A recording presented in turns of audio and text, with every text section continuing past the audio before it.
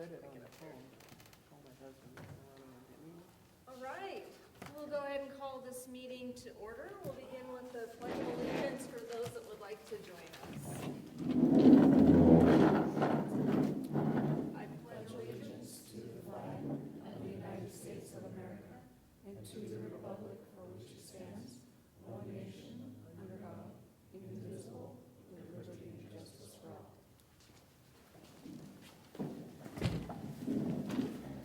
Okay, we'll go ahead and start with roll call, beginning with me, since I'm on the end. Danica Nelson.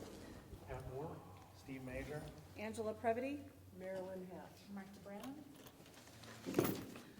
Thank you all for joining us for tonight's meeting. I apologize that we do not have printed agendas for you. We had kind of an emergency with one of our council members who's supposed to bring those. So hopefully this works for everybody. I made it as big as I possibly could up here. I hope that's all right for folks. As purely an advisory panel, the Lolo Community Council strives to promote the interests and welfare of the citizens of Lolo by acting as a liaison between the community and the Missoula Board of County Commissioners. At each meeting, we provide the opportunity for public comment on both agenda and non-agenda items. The public comment period for items not on the agenda is at the end of the meeting. The council will not discuss or take action on non-agenda items until a future meeting if they choose to do so. Public comment on items that are on the agenda may be given during the public comment period after approval of expenditures and or during discussion after the agenda item has been presented. We ask you keep your comments respectful, limited to 3 minutes, and we appreciate your attendance and participation. We'll start with the reading and approval of minutes. Council, is there any discussion on the minutes? I just have one thing on that. Well, where it says the current RSID would be dissolved and replaced by a new RSID. And when I went to the open house, they said that there would be a new RSID created. They didn't have a number yet, and it was going to cover construction costs. The old RSID was going to remain, and you know, how are they going to use it now? So I'm not really sure if this is correct, and I know we haven't had time to verify. So that's just kind of a sidebar note that might not be true. And do any of the other council members recall if that's what was stated at the meeting? Do we need to make a correction to the minutes? Well, and now that they're moving to impact fees, I don't know how that's standing. If it's gonna all stay, what I understood when he presented, that now that the expansion was gonna go under impact fees, so it didn't, I understood that it wasn't gonna require an RSID now because just the repairs were gonna be done under the current I understood it. Current RSID would stay, it's paying for the repairs and redundancies that are required to the system. The expansion stuff's being paid by the impact fees, thus no new RSID. Oh, that's something new then, because they talked about a new RSID that Yeah, so I'm commissioners not- were going to push. Yeah. I think the meeting's on Thursday, that they present all the final stuff to the county commissioners, so, Is This there? Thursday? the 10th? Isn't that is that Thursday? So Yeah, the 10th. what you're Then talking, they open it to public comment and all, so I think they lay out their plan to the commissioners, and then it's open for public comment. commissioners canceled that meeting until the 24th. Oh, really? That's correct. Yeah. Yeah, so I guess the statement is not real sure. So what you were talking about, Pat, is this bullet point 3 and the. Yes. And so, like the chair said, do we need to change that or just leave it as is with?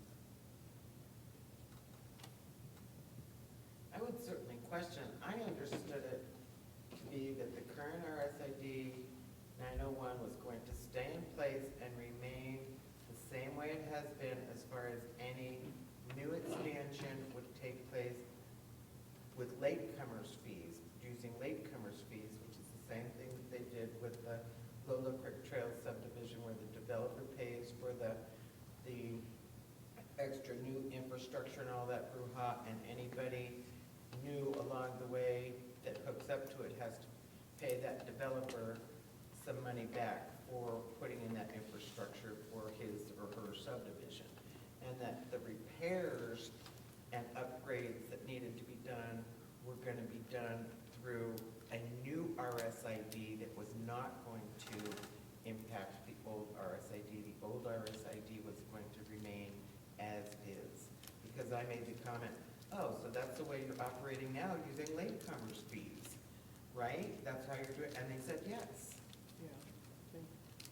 So pretty much Yeah, everyone's I saying don't think they call it latecomer fees. I think they call old it in- RSID for maintenance, new So for, it's gonna be That's 15.6. what Greater it's called construction. in there.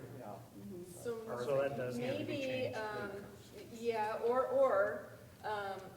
it sounds like maybe also, since we've had a lot of presentations and discussions on it, then we may not be absolutely positive what was said at this meeting versus what was said at others. I may make a recommendation, maybe the council motions, to add a note here for folks to check the recording for accuracy of this statement, possibly. And that meeting that was scheduled on the 10th, we said it was the 24th. Can we confirm that? Was it on the government website? Yes. Downtown? Okay, okay. Yeah, I think that's a good idea, to just make a note, because that just says, hey, this may or may not be true, and they can verify. And I will do that probably tonight myself. Okay, would someone like to make that motion?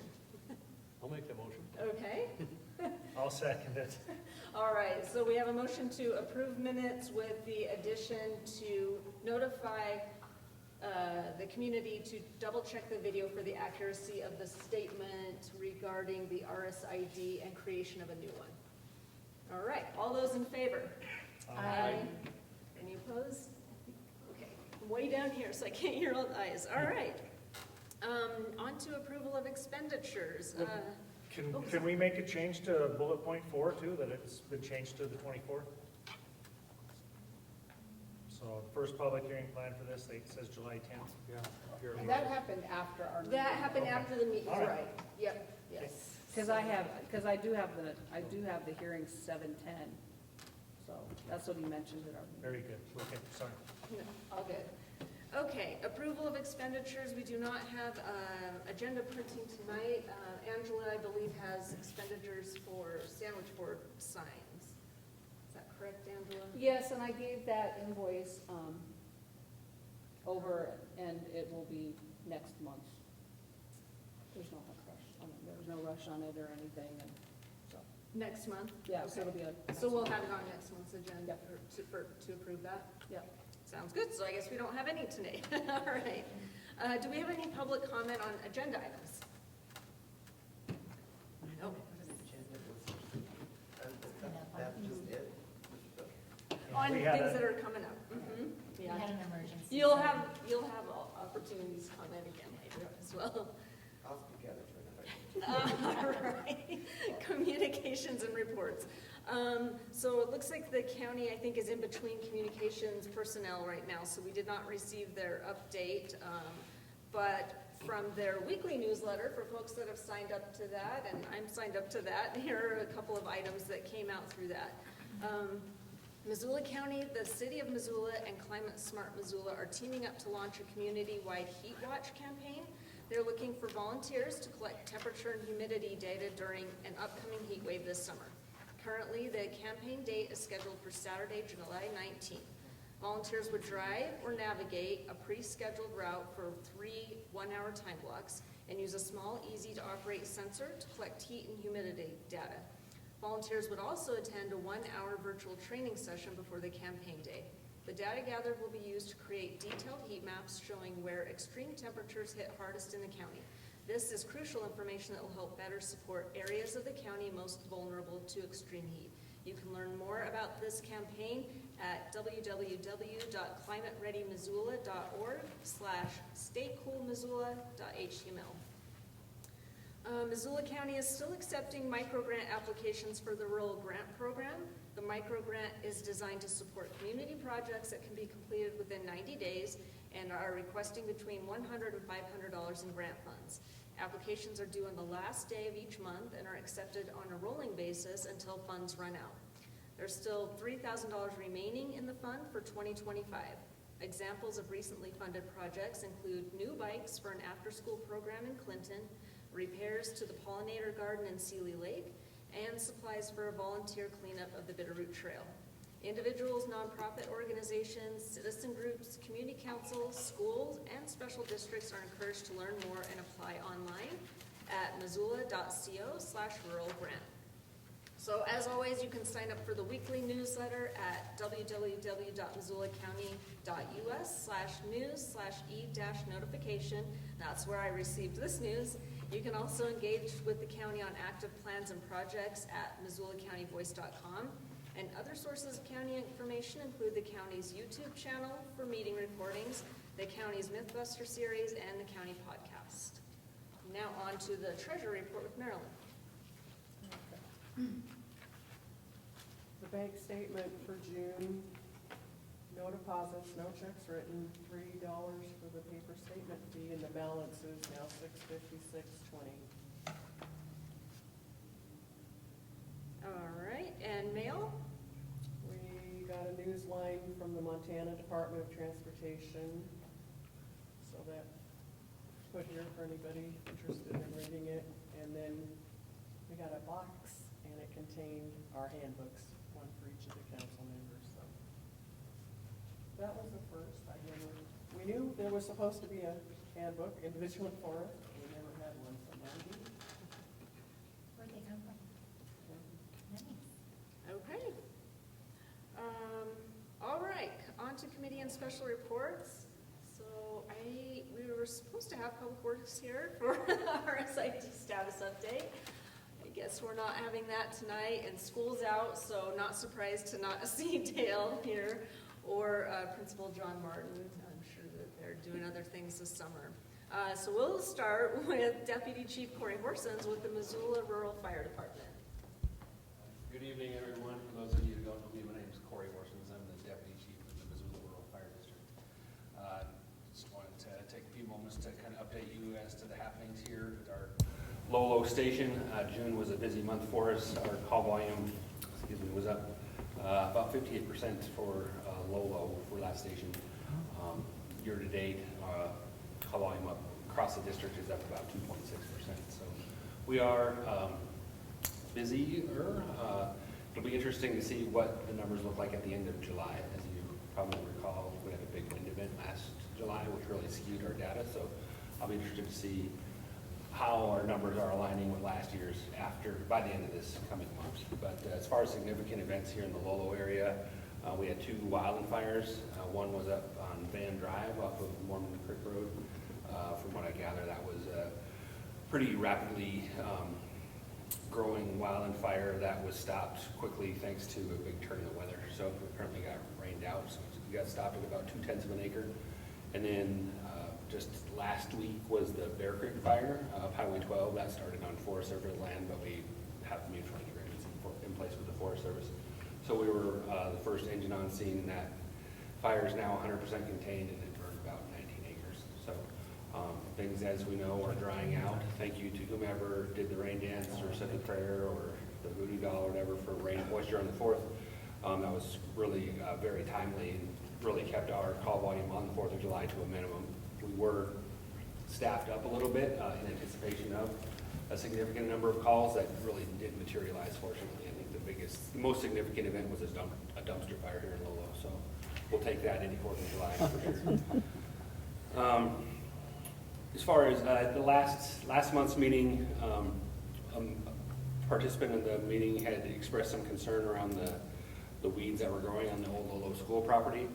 I have been in contact with, made attempts anyway to reach out to the property manager who represents the buyer, or the owner of that property, and had really limited success in terms of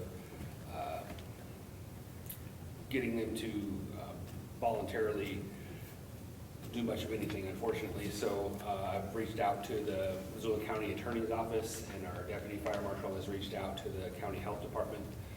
Was up there as recently as last week, and that property is really, unfortunately, in disrepair. A lot of the windows have been broken out. There's a lot of graffiti.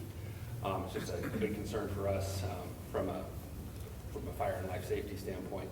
So we're going to continue to work with the other entities in the county to hopefully bring that owner into compliance. Hopefully they'll do so voluntarily. That would be the best solution, I think, for everyone. As you might recall, on Halloween this past year, there was a fire in the old school, and luckily it was stopped quickly.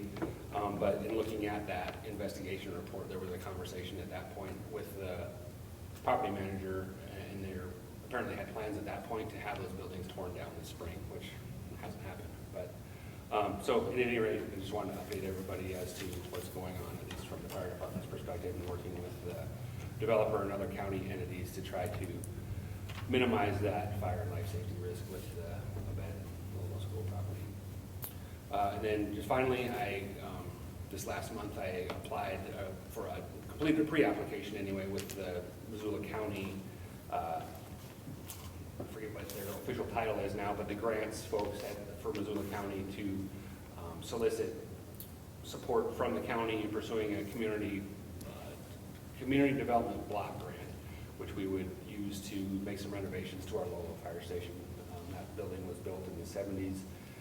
There's been several safety issues, health and safety issues identified in that building. Things like the lack of a fire suppression system. Our firefighters' gear, turnout gear is stored in the apparatus bay, so it's exposed to diesel particulate, which has been shown to cause cancer. So we're looking for ways to make improvements to that station without just having to go to the taxpayers to ask for it. So I'll find out later this month as to whether or not that's, apparently the county can get behind one project a year similar to this. So I should know later this month as to whether or not the county is willing to help us pursue that federal grant to make some renovations here in Lolo. But I'm happy to answer any questions anybody might have. Otherwise, I'll be around after the meeting too. You mentioned regarding the old Lolo school and then coming into compliance voluntarily. What exactly, what are they complying, what are they required to comply Well, with? there are several, the one that I'm most familiar with and the biggest stick that the fire department wields is the International Fire Code. Okay. So there is a section of the fire code that deals with abandoned buildings and vacant buildings. And so things like maintaining the sprinkler system, even though only one of those buildings has a fire sprinkler system, it's been taken out of service. And so we can, and things like securing doors and that type of thing. So through the fire code, we have the ability to demand compliance with the International Fire Code. There's also a county ordinance around,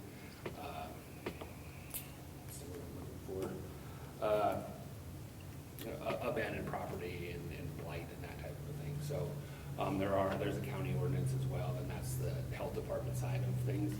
And so those are kind of the avenues that we're pursuing to try to get that old Lolo school site made a bit more safe. Perfect. Thank you. Just kind of curious, is there still water available there?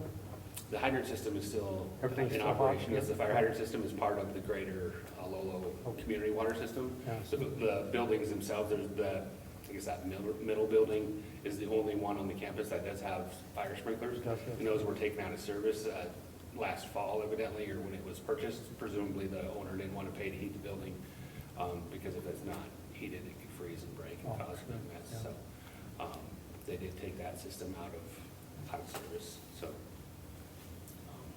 there is potentially an enforcement piece there around having them maintain any systems that were in place when the building was assumed by them, but we'll see what it comes to. And then I noticed they've removed sections of fence from around that property, so have they indicated like maybe they're getting ready to demo, or you got zero out of them? I asked that very same question, Okay. like, what is the purpose of this? Was this so the law enforcement didn't have to get out and move a barrier to go chase kids down Yeah. on the, or, the short answer is I don't know. I noticed that myself as far as why, I'm not sure why the temporary fencing was taken down. Not sure, it does make access a little easier for us in the event that we have to respond there. But it also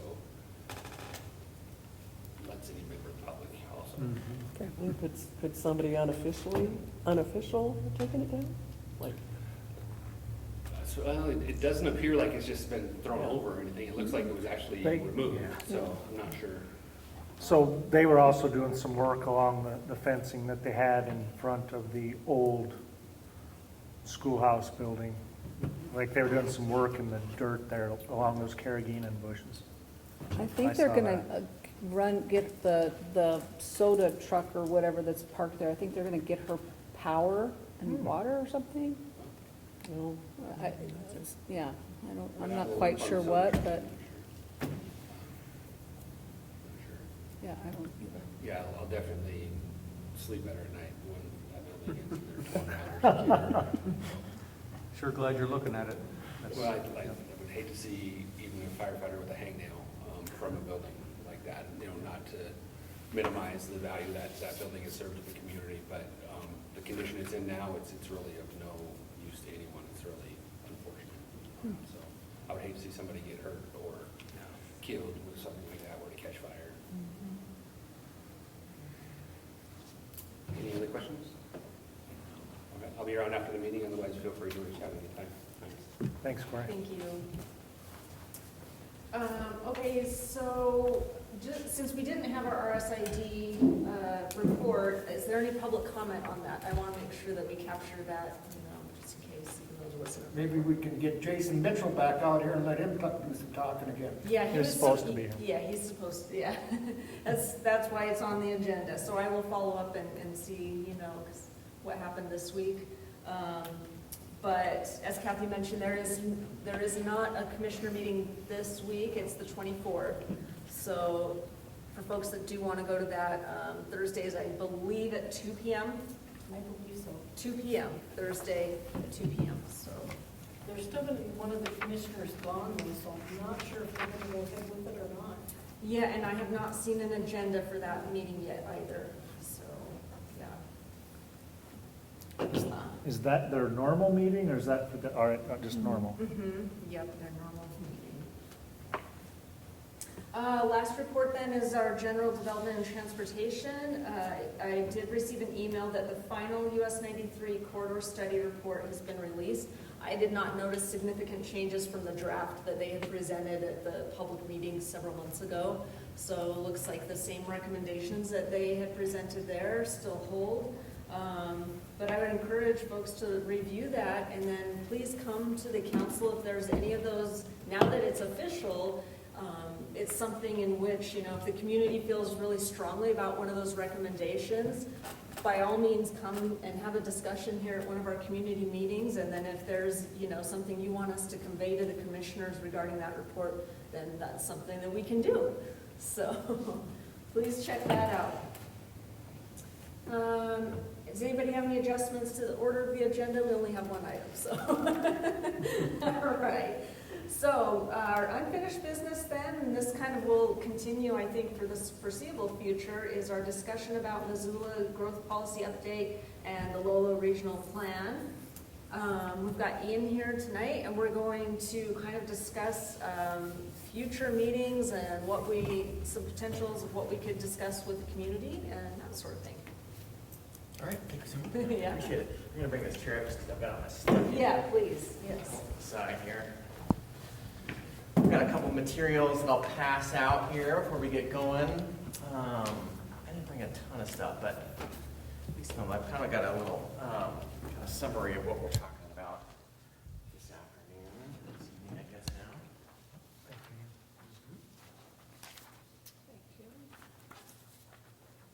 So, I've got a couple extras here if people need one. Go back the other way, please.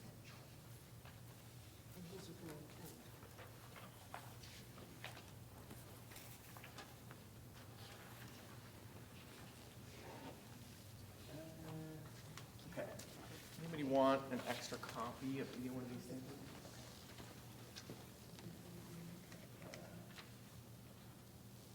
Some right here. Unfortunately, I didn't bring in like a PowerPoint presentation or anything like that to kind of look up, so you're just gonna have to hear me drone on. All right, let's get it going here.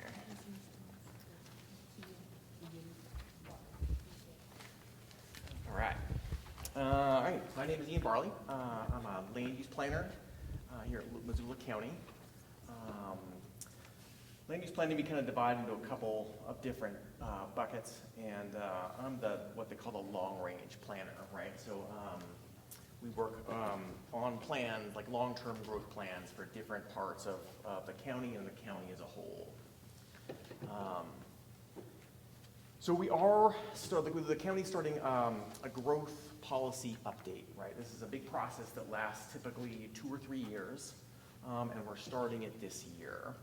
And this updates the county's growth policy, which is a document that's sort of enshrined by state law, and this sort of just says this is what we, this is kind of where we're at in terms of a community, and describes, you know, population and housing and land use patterns and so forth, projects out growth and development and so forth. And then it also talks a little bit of, like, it kind of summarizes goals and strategies about what we want to do more of in the future and what we want to see more of and what we want to see less of.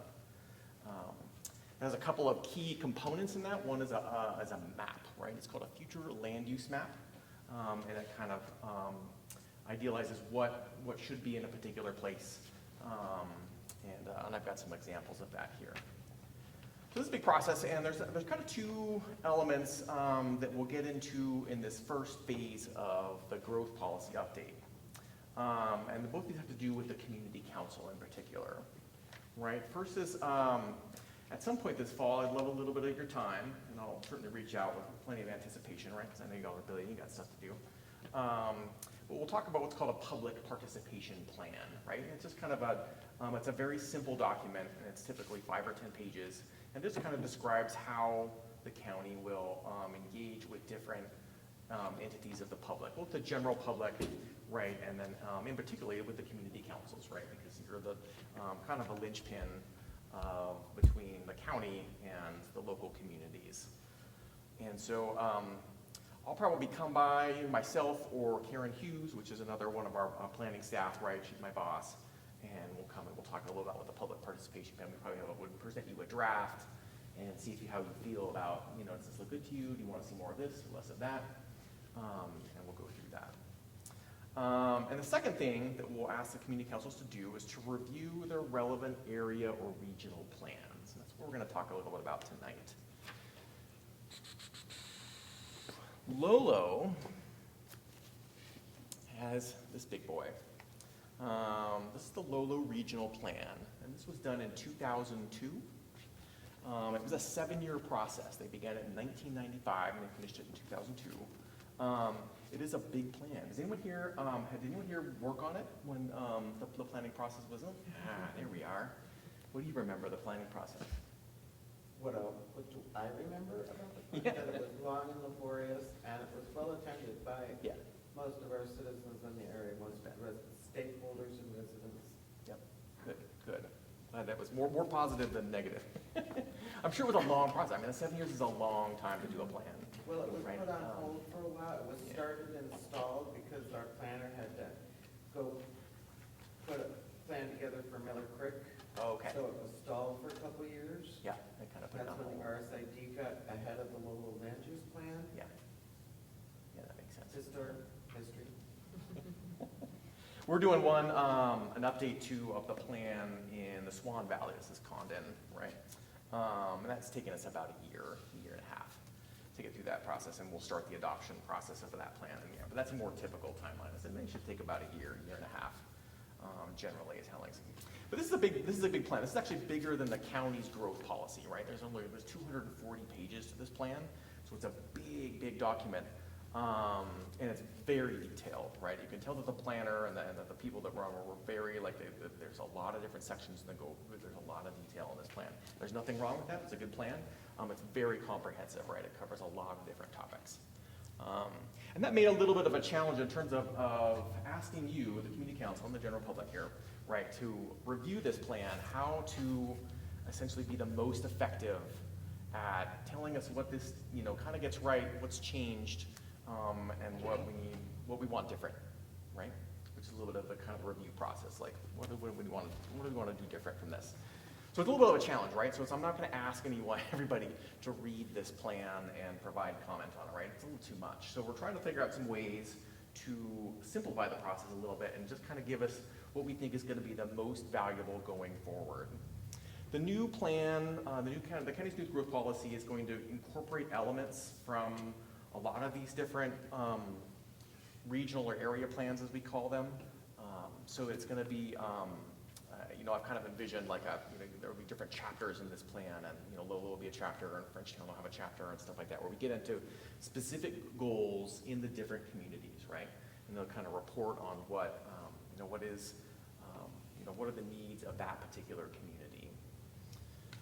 I have a question. Yes, go ahead. When you say that you're not going to ask us to read it and, kind of condense it or whatever, who's going to condense it? Who's the boss of us? I think you're the boss. I don't. In terms of like, if anyone wants to read the whole document and kind of condense it into a format, you're welcome to do that, right? Like this is a publicly available document. You can get it on the county's website. I didn't bring a lot of. I think we only have 2 copies in our office. I guess what I'm asking is Yeah. who's responsible for condensing this for the Lolo community? I haven't really thought about like.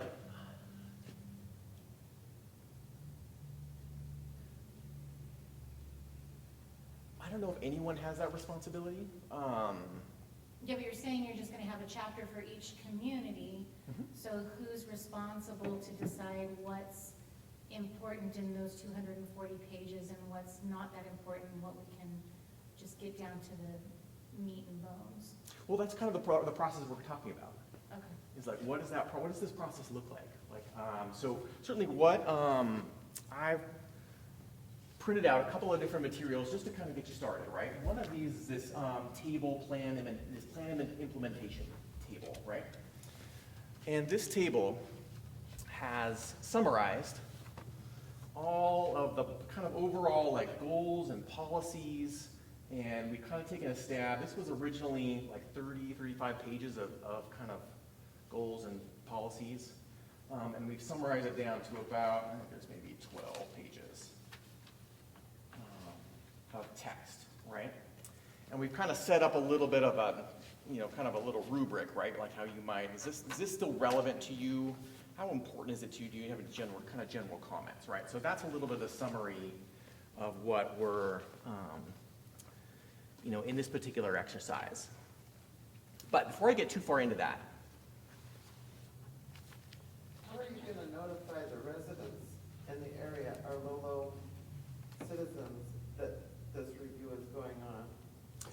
Because the plan's broken into different regions. It's why it's called a regional land use plan. It used to just be called the Lolo land use plan, and when it got picked up after being on pause, it became a Lolo regional land use plan, and it's broken into segments with people Yeah. that live south and midway up to Woodman, and then further up in the Graves Creek area. I think there's like 3 sections just up Highway 12, and it's kind of broken up into segments. Okay. So how are you gonna let the Lolo citizenry know that this is being looked at and time is important for them to get involved and come out of their homes and get involved?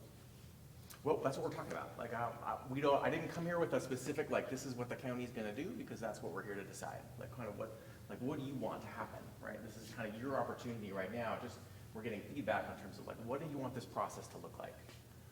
So if you want people to get mailings, that's an option. You want people to, you want to do on social media posts, you want to get an ad in the Missoulian, like, those are all methods, right, which kind of get people involved and let them know that this kind of review of these regional plans. Somebody at the creek, Okay. so I would suggest mailing. Mailings, yep, that's what we did in Condon, for example, right? There's not a lot of internet there. So everybody got a card or a letter. So there's a couple of different ways that can happen. Again, the important part is this is just kind of looking at this plan right here, right? And kind of like what do you want to change, what looks good to you, and kind of where you want to take it. There's an actual like planning process that will happen in the second phase, right? That'll be the more like classic plan process when we'll have open houses and we'll get to, people will kind of sit down and talk about, what is your vision for this thing? We've have envisioned a statistically valid survey, right? Like every household in the county would get a survey, and they can fill it out. And they can kind of talk about, what do they want to see more of? What kind of issues do they see? Are they comfortable with this? Are they comfortable with that? That kind of thing. So there's lots of public engagements that's gonna happen over the next 3 years, right? This is just the first phase that's gonna happen. And again, it really just kind of focuses on this regional plan. So what we kind of thought was, it's just a suggestion, right? There's 2 elements of this plan that are the most important. One are these goals and strategies that are summarized into this table. And in terms of what do people like to see, what is relevant to them. Of particular, and I kind of highlighted some sections in green, right, that I think are perhaps most important, if only because they talk directly about Lolo, right? Like, this is what's different about Lolo, and this is what we want to do in this part of Lolo. This is what we want to do in this part of the North Bitterroot. This is what we want to do in this part of the Lolo Creek, like going up that way. That are kind of more specific to that. There's lots of goals and strategies in this document that are very broad. There's one in there that says, reduce, wildlife-animal conflicts. It's a great one, right? It's a good goal. But it's also, like, you could say that about any community in Missoula, right? That's in every plan that the county has. So it's sort of less important to sort of, like, highlight for any particular, unless there's a particular, like, there's this area of this area that really needs this. Maybe it's Lolo Creek because it's kind of up in the mountains a little more. Any question? Yeah, who made this summary up? I did. Okay. You by yourself? Karen and I kind of hooked it up. Okay. Is there a way, is this on the government website where the public could go ahead and look at it and probably even download it? We can certainly make it available, yeah. I think that'd be great. How come it's not up on the screen? Because I can't connect to the internet here. Sorry. Internet? What's that? You can't get the internet here? But maybe you can. I don't know. I didn't look. Yeah, if you want, I can try to connect the internet if you want me to put it up. You guys want to look at mine? You sure can. Yeah, and I've got extra copies here I offered. Yeah. Let's do, please. Yeah, there's 2 copies.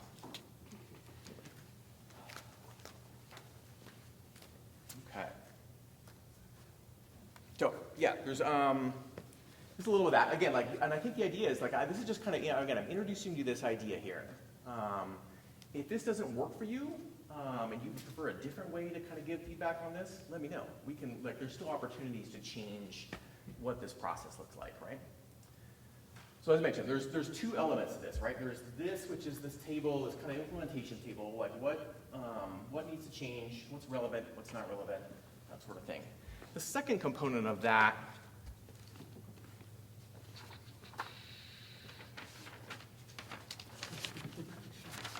are these, what's called a future land use map, right? I'm happy to pass these around if people want to look at them. But there are these maps that kind of describe, it looks a little bit like a zoning map, but it's very important that everyone understand that this is not zoning, right? But it basically says this is, this is a commercial area, this is low density residential, this is open and resource, this is a park. It kind of describes what an area is and what you could sort of ideally do there. But this isn't a legal map. This is what's called a policy map, right? When people talk about the law, right, we talk about policy, we talk about rules, right? This sets a broad policy for what, should or shouldn't happen in a place. But no development can be denied because of what's on this map, right? This is not a regulatory tool. This is sort of a vision tool, right? It provides, we would like this here, but without zoning, right, there's no sort of rules then to implement that. And these maps, and that happened in 2002, right? They built future land use maps of the area, and then zoning wasn't implemented. Now, there is zoning, of course, in the area, right? There's a number of creeks that, there's some zoning, a little bit of zoning north of here. There's a couple of citizen zoning districts in, kind of down by Florence Carlton, right, down by the gravel pit. So there's a couple of different, there is some zoning here, but there's not kind of county zoning here. Question? How do we get a copy of your map? Again, I just brought this one just kind of for illustration. What I would do, if in this process, right, we're kind of discussing a process, right? What do you want this process to do? What we would do is we would, get out tables and we print out big copies of this map, make them available online, you put them out on the table, and you get people around a table and you say, let's talk about what this map is saying and what it's not saying. What areas should change, what areas should stay the same. And we can bring lots of other maps too, as we can bring the floodplain maps, we can bring maps of steep slopes, we can bring maps of like updated maps of like where federal and state protected lands are, that kind of thing. So we can bring lots of information. So what I'm really talking about is there's this process that can happen to kind of review this, and this would be one. And I'm just using this as an illustration. Do you have another question? I'm sorry. Oh, no, that's okay. No? Anything, any other comments? Okay. Pardon? No, do you have any other comments? No, that's good what you said. Okay. Yeah, lots of maps. Yeah. Okay. So what we kind of envisioned here, and kind of like talking a little bit with Danica, we talked a little about we could have probably several meetings this fall, and we would get into this in a much greater detail. Right? We could talk a little. We could print things out in part of the reason why I have these kind of janky maps right now is because our printer doesn't work. So we had to print it out in like a little tiny thing. But we can come with big paper maps. We can spread them out on tables, and we can look at the maps, describe what they want to do, and then perhaps in a second meeting, we get a little more into some of the goals and strategies and talk about what people want, what people don't want. I believe what I've heard is during the last session, zoning was a hot button, and you probably, like, some people wanted it, some people didn't. Do you have the ability to put zoning in certain corridors, like if we wanted to zone our commercial area? Are we able, like, folks all agree that this is the commercial area, we wanna zone it? And I don't know how you could zone it so we don't have 8 more pot shops versus the 4 we already have, but, I mean, so that's something, could we do just that, or do we have to do the whole town if we? You don't have to do, yeah, exactly. That's what certainly, in different communities that I talked to around, we talked about it in Bridgetown, and of course, up in like Swan Lake and Sealy and stuff like that, is that zoning can be tailored to the interests of the community. Okay.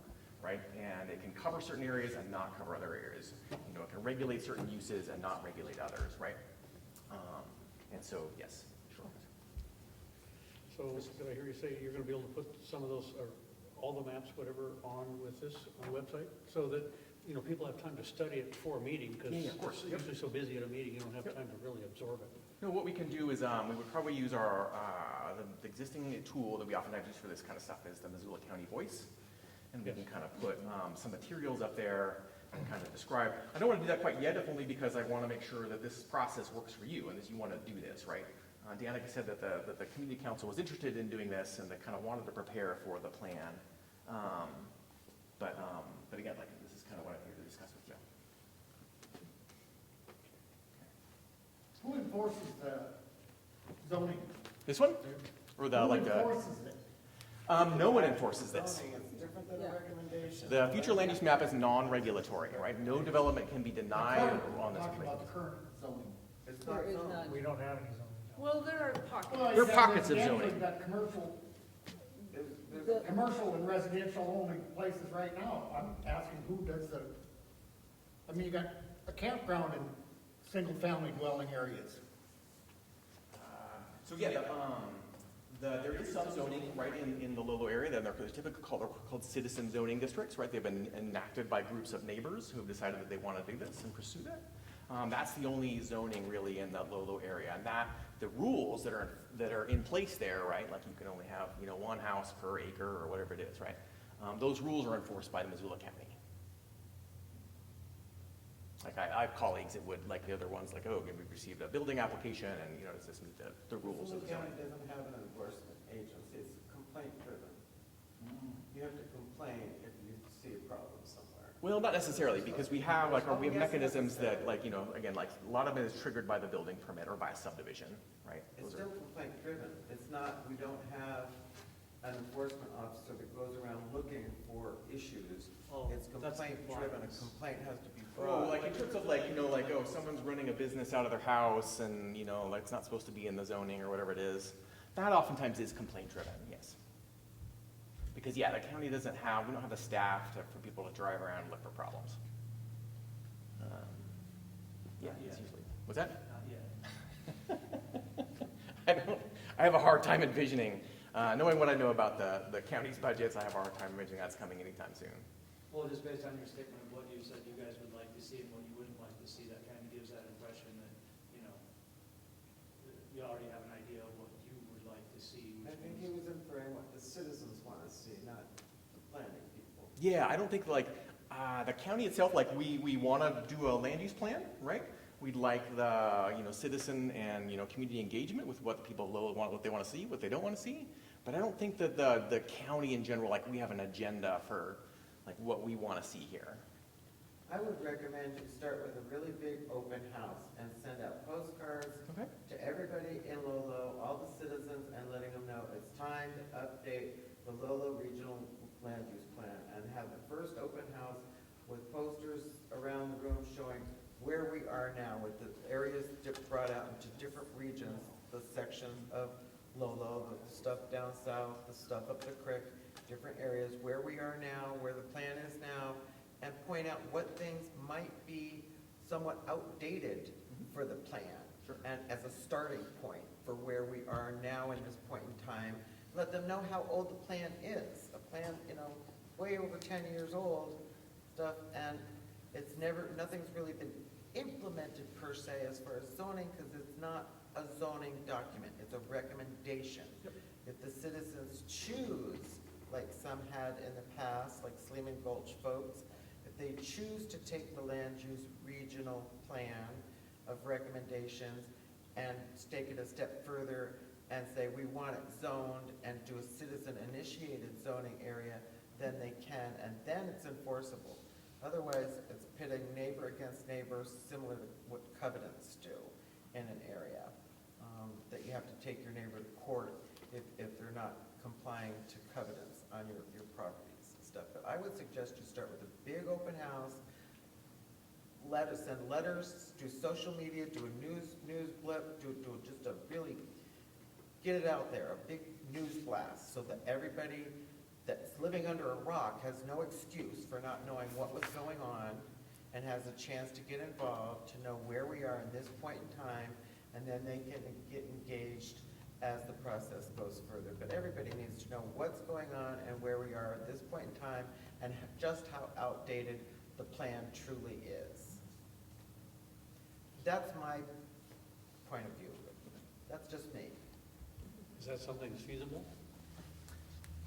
I mean, I'd ask you that question, because we would need your help, right? In order to kind of, we could help with certain logistics, right? Like we can do maps and we can do this and that, and we can help out. But I want we would need your help, right? Like you would have to sort of host the meeting for us, right? And if that's something that the community council is interested in doing, right? Like a one or a two-part meeting. But I think that, yeah, the kind of, let's just do an open house, get people in the room, have them look at maps, have them look at some different goals and strategies. And you get could some take it a basic step feedback. further into a sticky note exercise along with it, and have the little sections pointed out, and have sticky notes for people to be able to put a sticky note on the thing and saying what their little, it gets people involved and gets you instant feedback right away. You want a job? You can come work for the county here. Been there, done that. You've been there, done that. Yeah, exactly. You're like, I'm done. But to put like your place for zoning changes into law or whatever, however you do it, does that require like 100% support? Or what if 1 out of 100 neighbors doesn't want to be like an HOA and their private property ownership, they get voted out? Well, there's a couple, HOAs and covenants are different creatures, right? Those are sort of contracts of law between neighbors, right? They're usually established, when a subdivision happens or something like that. There are a couple of different flavors of zoning, right? There's the citizen zone, there's a process, right? It's laid out in state law how that process happens. And there's a protest period and a notification and a petition, and there's a whole thing. I'm not gonna get into that. Then there's what they're called county zoning, right? That's county-initiated zoning, and that's a little bit different. Probably uses a different section of state law to put in, different sets of rules, right? All of those zoning processes are flexible and can reflect, needs and concerns of the community, right? So let me give you an example. So right now, on the plan that we're doing up in Condon in the Swan Valley, the plan is just a plan, right? It's going to make recommendations. One of those recommendations, and it kind of puts a little menu, right? There's alternative A, alternative B, alternative C. Alternative A says we're just going to regulate, we're going to recommend zoning, but that zoning is just going to recommend, or just going to regulate commercial, industrial, telecommunications, and kind of other big stuff that can change the character of the valley. And that's all it'll do, right? Not gonna do anything else, not gonna regulate residential use, anything. Nothing about, like minimum lot sizes or anything. Alternative B says, we will do that, we'll do alternative A, plus we'll also establish minimum lot sizes and a little bit of like residential density, right? Which is something that's more commonly thought of with zoning. And then alternative C is, no, we don't want the plan to recommend any zoning. So, and that's what the community council is gonna look at this and they're gonna decide, help decide on an alternative. But in the end, like it's when it comes to county zoning, the county commissioners have that authority, right? They can enact zoning, sort of tomorrow, right? If they wanted to, right? I don't think they're interested in that because they want, zoning, if it happens, right, to be a matter of like, the will of the people, right? Like would like to see substantial interest on the behalf of that, but it's, it's sort of the county commissioners themselves have the power to do that. If there's not they're not a vote, right? Although there's a petition process, right? Like you can do a petition process and rescind zoning, if people pursue that. So there are a couple different mechanisms, but we're getting down kind of in the weeds here. Another question back. Question, yes, sorry. Since you've been referencing other communities that you've worked with in terms of zoning and stuff, what are some of the things that those communities have done to work with the county in creating their zoning plan? Well, so the big part is kind of setting up and updating, their plan, their version of this, right? And so that's what we're doing up in the Swan, right? So we're gonna do a similar exercise as this. We'll do one in Frenchtown, right? We'll go out to Clinton, we're gonna go to Cedar Lake, we'll do a couple of these areas around area, and we'll get feedback on people's plans, what they, what they wanna see, what they don't wanna see, we'll look at some maps, and the idea is this kind of gets people thinking about that. Right. Answer your So question. it's very much like, help me, help you kind of situation. Yes, exactly, yeah. Right. Yeah. Any other thoughts or questions here? One thought, so I think maybe starting with the map, we had talked about, bringing out these big maps and having the community come and look at them and see, what is actually in this plan and how's the land use designated currently, and maybe possibly also what has come out of the plan, some of the things that have come out of it so far. So there were some of these goals and whatnot, right? And what's been accomplished in the Right. 20 some odd years. Yep. From those goals. If we want to set those up in our meetings, would we need to send out mailers and do the advertisements? Will you guys take care of that? That's kind of a logistical Right, question. that is a logistical question, and I think the county has the ability to help with this. Like, I need to go back to Karen and kind of figure out what exactly, what exactly we can help with, right, and clarify that a little bit. Okay. Because I think that would be the very first thing that we would need to do as a council. If we were going to spend any advertising money or whatnot, that would need to be an agenda item on our next meeting. So, yeah, Yeah. we need to find that out first before we put as an agenda item to have all the maps and everything. Let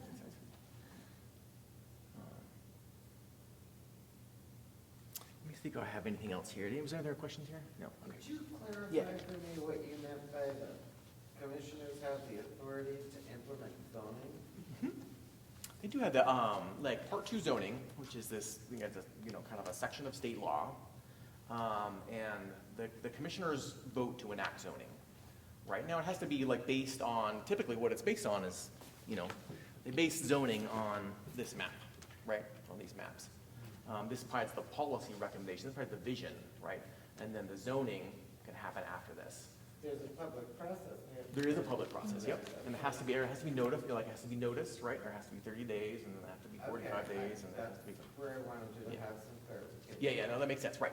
They, by tomorrow, they can't do it tomorrow in that sense, but they can, Sounds like we could do it tomorrow. I'm just putting out a pre-fire. right? No, I appreciate it, yeah, exactly, right, yeah, exactly. I wasn't expecting him to take me literally, but yeah, no, it's really good to do that. I was a commissioner. Okay, Maria. Yeah. I'm not gonna keep you in the dark. I'm gonna play games with you. I appreciate it, yeah, you know how the sausage gets made, yeah. I'm sure better than I do. And one question on that then, the way I understand the citizen-initiated zoning versus this Part 2 zoning, the Part 2 really is where you guys have, or not you, but the commissioners have authority to really enforce things. I mean, it sounds like, just from some of the things that have happened in the past, the citizen-initiated zoning isn't as enforceable, per se, if that yes. makes sense. No, you bring up a good point, right? And this came up with, like down here in Flores Colony, right? Yes. With the, With the gravel. with the gravel pit, right? And it's because of the way that that was written, that citizen zone allowed for variances by use, right? And so they could pursue a variance to expand the gravel pit. When in the county zoning, right, the county zoning is written in such a way that you can't do variances by use, right? There's a table in the zoning that says you can do this in that zone, you can do that in that zone, but there's no way to, there's no variance process for that particular type of issue, right? These land uses. But you can with citizen zones, or that, at least that particular citizen zone, because of the way that it was written. And so that's how they sort of made that happen. Got it, okay. Just want to make sure I understand, in case I get questions, if somebody happens to bring up, oh, maybe we do want to look at zoning, you know, like a commercial district or something, Yeah. so we don't have 10 more lead shops pop up. So I just want to make sure I understand how that works. No, there's certainly a lot of issues, right? Like, you know, it's like we've, it's been more like Frenchtown right now, right? I don't know if you followed the, there was an issue with storage units, right? That we kind of went in, and there's another one with Town Pump. Town Pump wants to put a new gas station in there, and certainly, like, the neighbors, you know, weren't particularly excited about this, right? And so they asked, you know, well, can we stop this from happening? And the short answer is no, right? We can't. Like, there's no zoning in place in order to kind of regulate uses or define, like, well, if use happens, like, it needs to be buffered, like, you need to use certain lighting, and you need to set it back, you know, 25 feet from the boundary, the property boundary, or whatever it is, right? Like, those are all details. But without those in place, you can't do much, right? In particular, simpler and open content, right, where there's, they're putting up a new telecommunications tower, right, it's a cell phone tower, right? And it's 200 feet high. It's a really tall tower. And, you know, a lot of folks up there, you know, they move up there for the quiet night sky and, you know, the dark night sky, and they weren't excited about having this, you know, because it's so tall, it has to have a strobe on it.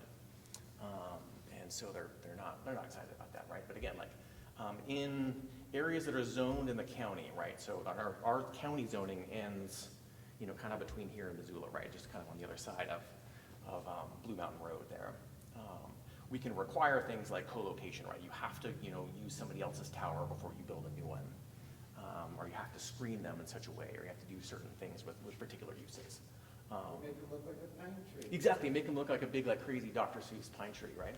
Like they have out at, like Elmar down on Mullen Road, or, yeah, it's on there. You've seen them all, you know what I'm talking about. Or palm tree if you're in Arizona. Right, exactly, make them look like a palm tree. So yeah, there's a couple things, and, you know, so like there's multiple ways that kind of gets addressed, but I'm just bringing up some different issues out there. And certainly, people's, in these kinds of review processes, right, there's people who are oftentimes have a lot of questions about zoning, right? Part of my job is to kind of get people focused more just on the plan, right? Like, without the plan being done right, zoning, the plan needs to get done well either way, right? Whether zoning is done or not. But if you are going to do zoning, the plan, it helps to have the plan do and say the right things, right? That really reflects, again, the community's interests and their needs and desires. Okay, so it sounds like you guys are interested in doing kind of a process. And again, it would probably be this fall, right? Anybody guys do a vote, or I don't want to, like, presume anything. Right, because, you want to talk about it some more? Yeah, well, anything that we would like to do would have to be an agenda item that we vote on. So. Okay. You know, if you're interested, right, like, talk about it more, then you can get back in touch with me or with Karen, right? And we can kind of take it from there. We can probably come back and do a follow-up and be like, okay, now that you want to do that, here's what we can do, and we can flesh out a little bit what these, you know, what this meeting or meetings would do, right? Like what we would talk about that, but I'm just kind of giving you a flavor of like the nature of the kind of topics and questions that we would want to address in a meeting, in such a meeting. Yeah, I like the idea of the open house and maps and pictures, because I think people are visual folks. And so if ours is the largest plan at 240 some pages, that's a pretty hefty elephant. Yeah. So I don't think, while there will be select individuals who really delve into it, the majority of people are not. But if they can see pictures and maps and be able to do a sticky note, here's my thoughts, and go around, I think that's a good first step. Yep. And like you said, sometimes the visually just getting the map down helps the rest of the process. Absolutely. It's also an opportunity, when you're doing a land use plan, you really need to let people know it's an opportunity to throw out there some of your visions for how our community could be better and serve our needs as we go further into the future. As like, one of the things, I'll be quite straight up, that I pushed for both when I was working on this land use plan, not just the Lolo one, but as a commissioner when I was helping other communities work on theirs. From some of the feedback I got back when I was a council member, going around door to door, talking with our citizens, especially the older ones that had been here for a long time, that saw what Lolo used to be versus what it was becoming, and they were concerned about where it was going. One of the big things I heard over and over and over is they were concerned about being able to age in place and age in their community. And I always thought it would be an outstanding idea if each one of our communities around Missoula County had some assisted living housing for people so they can stay in their community instead of having to go to Missoula or the Bitterroot or elsewhere when they need that kind of care. And now they're away from their friends and neighbors that they've had all these years. Plus, it would be a nice way to create jobs as well in the communities. And so that's what I mean by vision. So how do we want to grow? It's a great place to raise families. So far, for me, it's been a great place to age. So far, so good. But I know of so many others that we lost that had to go into adult homes in Missoula, and now their other aging friends don't get to see them because they're at the beck and call of their daughters or sons that are taking them shopping and such, so they don't always get to stop and see so-and-so and this person and that person. So they lose touch with their friends, and that, to me, that's not a nice way to grow old and stuff. I did home health care when I was going to college, and so I helped people stay in their homes and age, whether it was a disease or just aging processes. And it was a beautiful thing. It was one of the most rewarding jobs I ever had. So it always hit home with me when I started hearing it from people around in other communities that I was talking to, and we're not set up that way, and that's sad. And something like that could be written in every one of our communities' land use plans, so a developer could come in and say, you know what? It's a piece of ground here that'd be just perfect for that, and I could create jobs, and I could build this, and you build it, they will come. And that's just one example. Everybody talks about growth and our Highway 93 being at capacity, and I totally agree. It's been at capacity for a long time. If we could create more jobs here, what kind of jobs would we create? There's a lot of ways you can work from home, but what kind of businesses and industries can Lolo support that would allow people to work right here in your little hometown? So those are the kind of visions that we need to just plant that seed for people that are living here, instead of thinking, oh, it's just got to be the status quo. It does not have to be the status quo. This is a really great opportunity for everybody to get re-engaged in Lolo, our sweet little community, our designated place, because we're really not a town, according to the census, and figure out how we want to grow into the future, once and for all. Sorry. Thank you. That's all good. A quick question. You talked about citizen-initiated and county zoning, which is this part 2 that Danica talked about. Do cities have zoning? They do. That's part 3 zoning. That's part 3. Generally, and they're self-governing, so they're a little different. Yeah, exactly. It's a different section of state law. That's one of the reasons I asked you about the commissioners, because they're not self-governing, totally different. Yeah, the different rule sets apply to the cities and the your Can you help anyway and just the thumbnail sketch on what's the difference between county zoning and city zoning? Cities are, in Montana, are called home rule, right? They can do and enact laws unless the state says that they can't, Okay. right? Counties, oh shoot, I'm failing planning 101 here, are called DAWs or Dawson, that's with a D.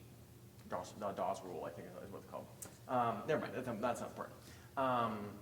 Which means they can only do what the state government says they can do and nothing else. Correct. And so the city actually has a greater strength in zoning than the county? Yeah, they can do, yeah, in terms of their rulemaking, they can do a lot more. Power. Yeah, they have more power to do things. The And I don't, you county know, can't be any more stringent than the state. Good. yes, Thank that's you. probably a good way to put it, unless the state has said that they can be more stringent, right? There are certain elements with like, I don't know, I can't think of a good example, but there are areas where it's like you can, this is the basic you have to meet, you can do more. But they've said that you can do more, right?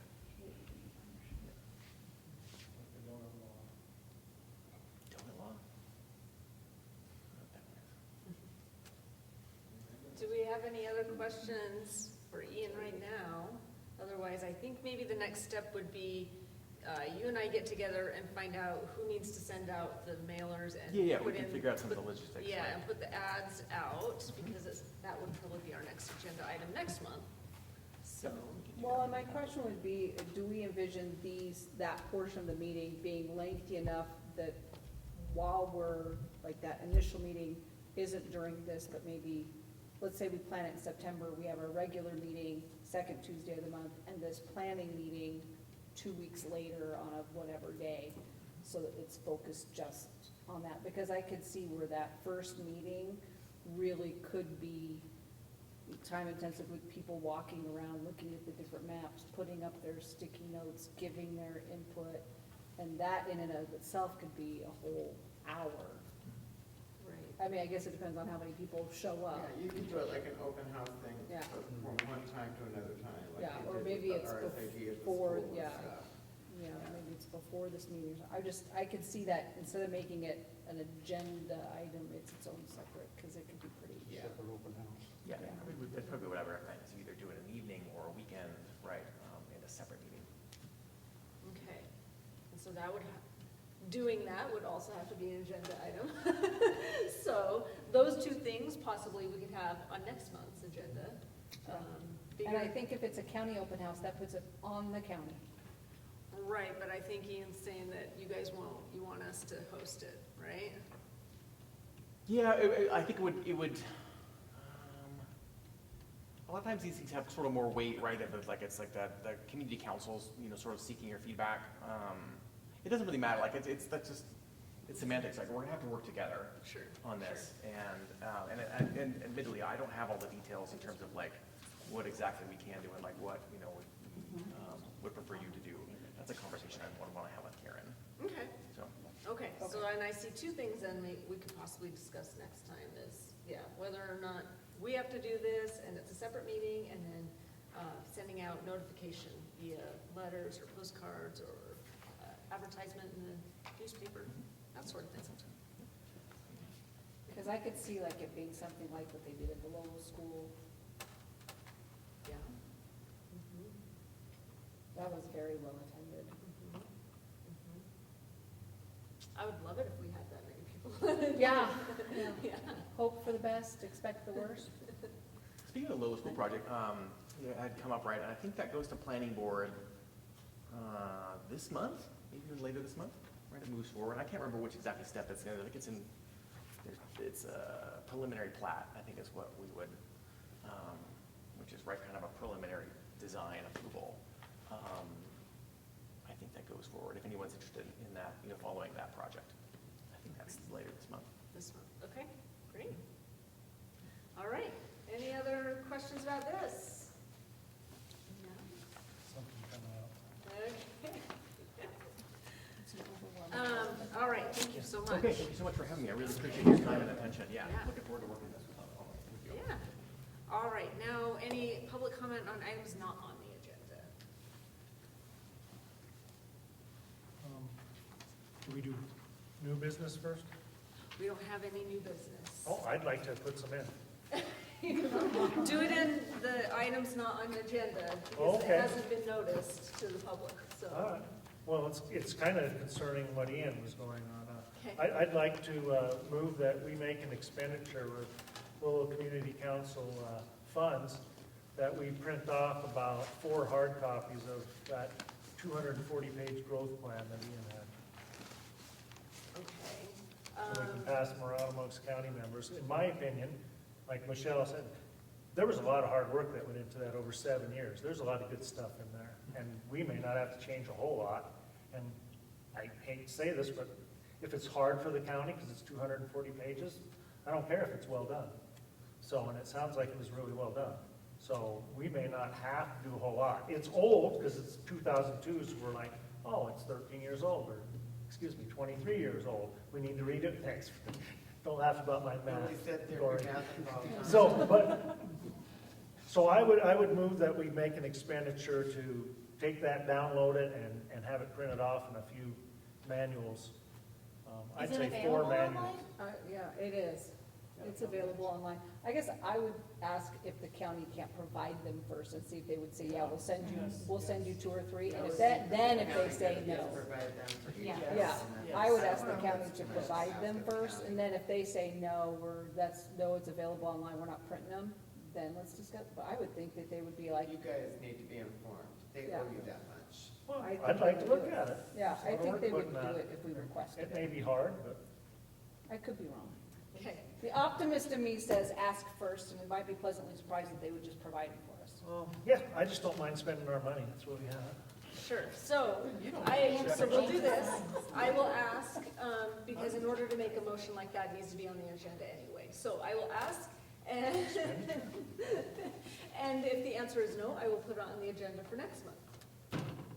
You'll ask the commissioners? Yes. Okay. Okay. Did we have it on the agenda that we were gonna spend money on signs? Yeah, we did that that last last, month. we did. And I was under budget. Thanks. There you go. Just so that the community has an opportunity to come and say, we don't want you to spend the council's money on that. So, yeah, we've got to put it on our agenda so that it's noticed and they know what we are potentially discussing spending money on.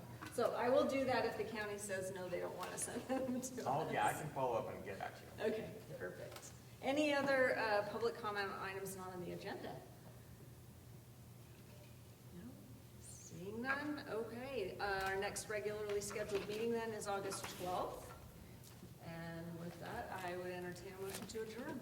I make a motion to adjourn. Second? All right, all those in favor of adjournment? Aye. Aye. All right, thank you all. Judgments.